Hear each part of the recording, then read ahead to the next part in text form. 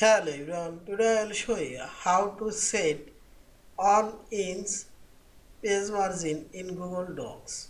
Open your Docs file. First I will add one page on inch page margin. Drag your mouse, select your page. Now select file option and select page setup option and selected content already selected. Now type here. Here we will find this centimeters measurement on inch equal 2.54 centimeter 2.54 and bottom 2.54.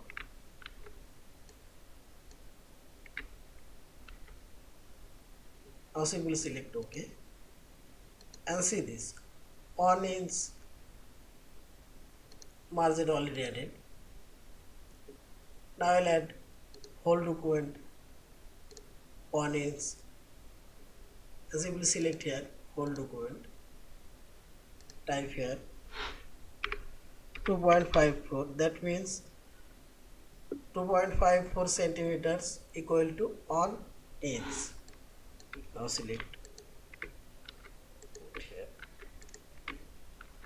and simply select OK and see this whole page, whole document margin now make 1 inch. Yeah, this is. Thank you for watching. Please subscribe, like, share and comment.